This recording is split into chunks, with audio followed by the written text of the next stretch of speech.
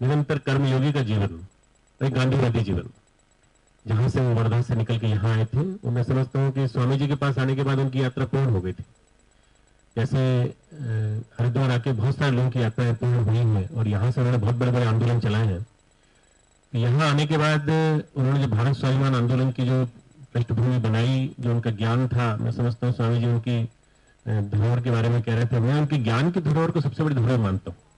जो उनके पास जो ज्ञान था, जो उनके पास रटे रटाए आंकड़े थे, जो उनके पास स्मृति के कोश में न जाने कितनी चीजें ऐसी जो हमारे भारतीय संस्कृति का चिर पुरातन धरोहर क्या थी और हमारे पास क्या है और किस तरह से विदेशी कंपनियां हमारे अमीर लूट लूट के ले जा चुकी हैं और नित्य ले जा रही हैं, ये सारा का सारा ज्ञान उनके पास था।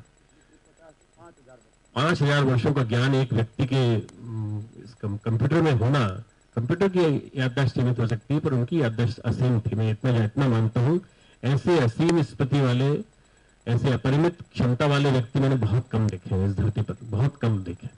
मैं समझता हूं कि वो आए थे हम लोगों को शिक्षा देने के लिए कि समय कम हो, ज्यादा से ज्यादा इसको उपयोग कर लो, ज्यादा से ज्यादा भगवान के काम में अपने आप को लगा दो। हम सब उनके बताए हुए रास्ते पर आगे बढ़े और मुझे लगता है कि उनका आंदोलन रुकेगा नहीं।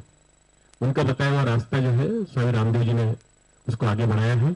भारत स्वाभिमान आंदोलन के माध्यम से वो आजादी बचाओ आंदोलन गति पकड़ेगा और देश फिर से स्वतंत्र होगा, ऐसी मुझे पूरी आशा है। उनको उनकी स्मृति को अक्षुण्ण बनाए रखने के लिए हम लोग प्रयास करें, ऐसा परम सत्ता से प्रार्थना, ऐसा परम पिता से प्रार्थना। भारत स्वाभिमान के मुख्यालय का भी शायद 5 जनवरी को उसका उद्घाटन होना है और उसमें पूरे देश और विदेश के जितना भी सेवा का कार्य चल रहा है, राष्ट्र निर्माण का, चित्र निर्माण का कार्य चल रहा है, उसके सभी प्रांतों के और सभी कंट्रीज के मुख्यालय के रूप में, हेड ऑफिस के रूप में उसका निर्माण किया है। और उस भारत स्वाभिमान के मुख्यालय का नाम ही राजीव भवन हमने रखने का तय किया है, क्योंकि वो उनकी आत्मा थी। और जो है तो उनकी स्मृतियां और उनके संकल्प और जो है अभी सतत जो कह करके गए, कुछ तो पहले से रिकॉर्डेड था, अभी भी करीब जो है 100 घंटे का रिकॉर्डेड उनका प्रोग्राम है।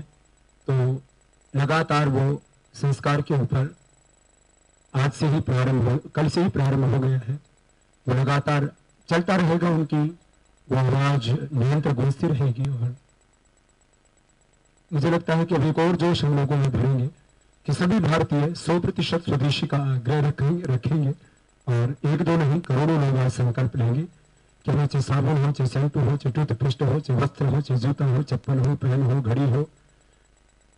अब पहले जिनको संस्थान के अंदर उपहार के रूप में या किसी व्यक्ति ने किसी पहले खरीद ली है, उनको जलाने के लिए तो मैं नहीं कहूंगा। जैसे संस्थान में भी 2-4 गाड़ियां पहले किसी ने दान आदि में दे दी, लेकिन अब हमने जो खरीदी सारी गाड़ियां करीब 200 के करीब महिंद्रा या टाटा की गाड़ियां खरीदी सारी। मैं स्वयं गाड़ी से लेकर के घड़ी तक स्वदेशी का ही प्रयोग करता हूं। तो मुझे लगता है ये संकल्प भी आज करोड़ों लोग लेंगे कि राजीव भाई चलेंगे तो उनकी याद में हम अपने, वो याद हमारे हमेशा दिल जहान में रहेगी।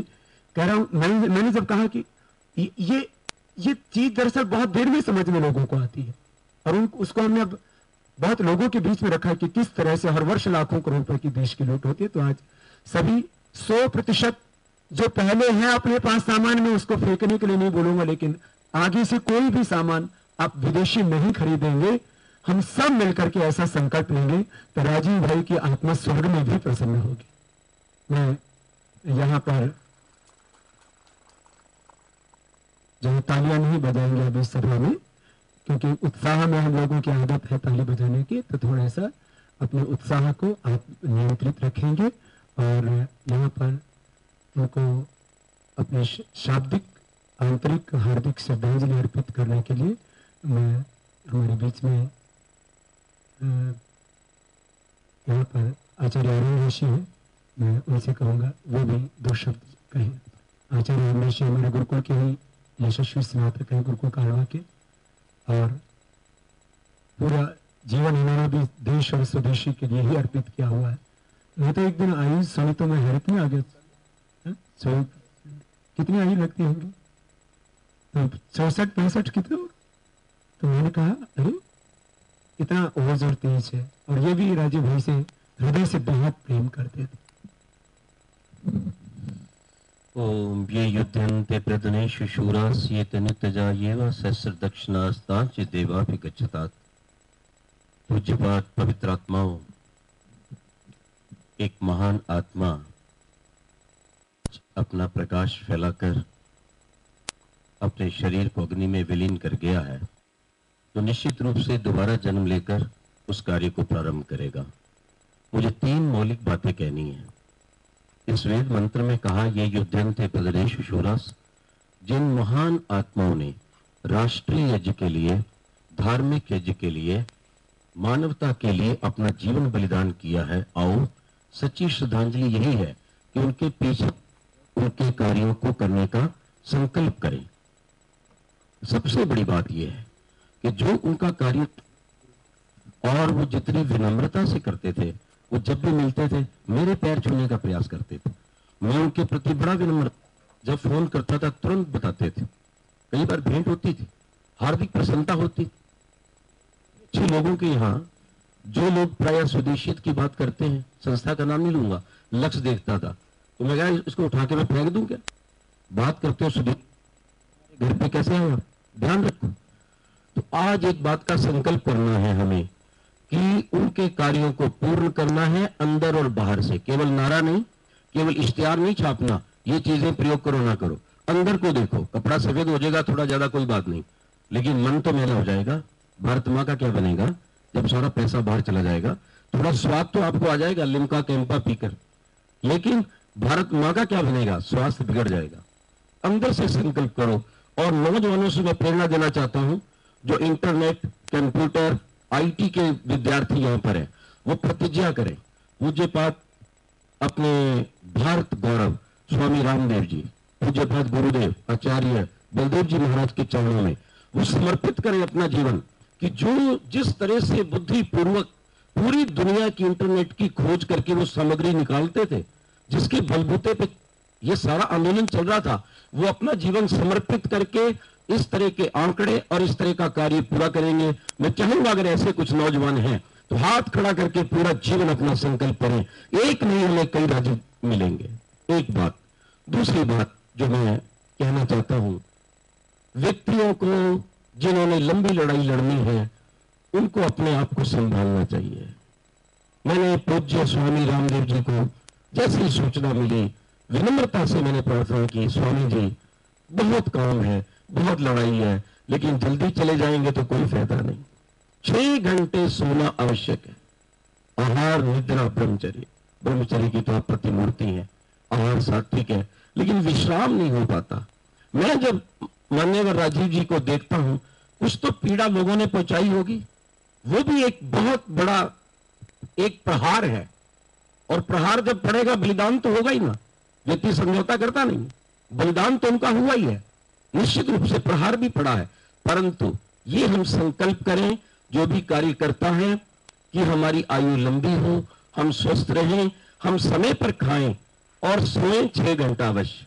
वाम शाही दुर्भिज्ञाना शवमुत्री द्विपुरुषिका व्यायामी ब्रह्मचारी च शतम वर्षाणी जीवती। हम दूसरे राजीव को लाएं, अपने जीवन की आहुति दें और अपने जीवन में संकल्प करें कि मैं उन नियमों का पालन करूंगा जितने भी आप कार्य करता है, और उनकी विनम्रता हमारे जीवन में आए। प्रसन्नता पूर्वक, विद्वान होते हुए भी कितनी विनम्रता थी, कितना प्यार था। हमारा प्यार, हमारी विनम्रता, हमारे अंदर का बलिदान और त्याग और सच्ची पूरा होगा। देश के हित जो कट जाए वो मात मुझको दो, गरीब गो नारी निर्धन को जो उठा ले वो हाथ मुझको दो। तड़प उठे देखकर राष्ट्र की पीड़ा को, दिल में राजीव सा नाथ मुझको दो। यही मेरी श्रद्धांजलि है। हम सबके प्रिय और इस मां भारती के इस अनमोल सपूत को, जिन्होंने अंगुली पकड़ करके इस राह पर चलना सिखाया। वो राम धीरज जी इलाहाबाद भी उनके बहुत बड़ी कर्मस्थली रही है। और मैं भाई प्रदीप जी से कहूँगा कि राम धीरज जी कहाँ पर होंगे। अभी राम धीरज जी जहाँ पर भी है वो दर्शन दे तो हम सबको आनंद होगा। और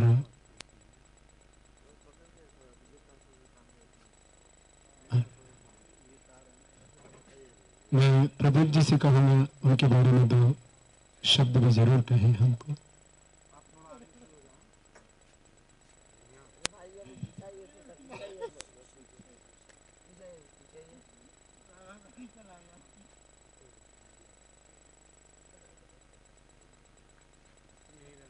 सभी और आचार्य श्री और सभी आदरणीय मंच पर आसीन, आपको आपकी जानकारी के लिए मैं थोड़ी सी एक बात ये कहना चाहता हूँ कि जब विद्यार्थी जीवन में राजीव भाई इलाहाबाद में थे तो पढ़ाई के साथ साथ जो काम शुरू किया सामाजिक काम, तो हमारे राम धीरज जी हैं, ये छात्र युवा संघर्ष वाहिनी के पुराने साथी हैं। उन्होंने उंगली पकड़ के राजीव भाई को सामाजिक जीवन में उतारा। तो हमारे डॉक्टर बनवारी लाल शर्मा जी हैं, उनसे पहले भी हम मानते हैं कि नेताजी, हम उनको बोलते हैं प्यार से, नेताजी ने हमको इस जीवन में सामाजिक जीवन में उतार के लाने का जो काम है वो नेताजी का है। तो 2 शब्द नेताजी की तरफ से मैं चाहता हूँ श्रद्धांजलि स्वरूप।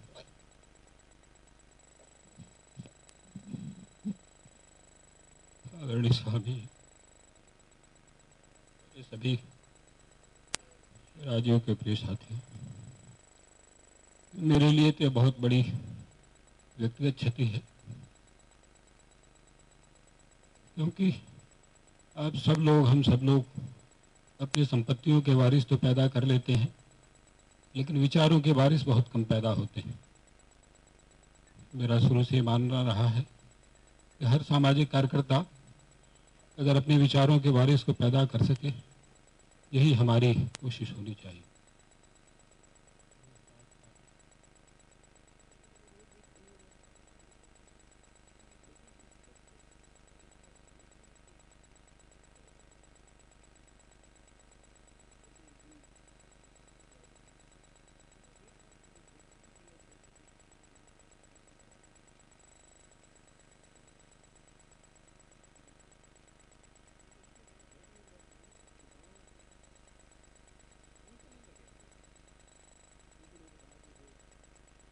जब इलाहाबाद में सांप्रदायिक दंगा हुआ था, उसके लिए हमको एक चित्र प्रदर्शनी लगानी थी।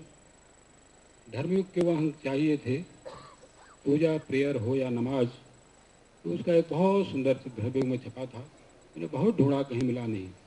मुझे याद आया कि शायद उन बच्चों से पूछूं धर्मयुग लेते हैं। जब मैंने पूछा, एकदम सिलसिलेवार उनके पास लगा हुआ था और उसने तुरंत निकाल कर मुझे दे दिया। मुझे आश्चर्य हुआ कि यह छोटे छोटे बच्चे कैसे इतने संग्रह के साथ, इतनी दूर की योजना के साथ काम करते हैं। उसके बाद जैसा स्वामी जी कह रहे थे कि बाद के दिनों में कुसुम धर्मपाल जी ने जो कुछ भी 18 सालों तक रह करके इंग्लैंड में भारतीय धरोहर इतिहास को सजाया था, उसका राजीव को बिल्कुल कंठस्थ याद हो गया था। हम लोग भी धर्मपाल जी के साथ रहते थे, उनका हम सब लोगों को स्नेह प्राप्त था।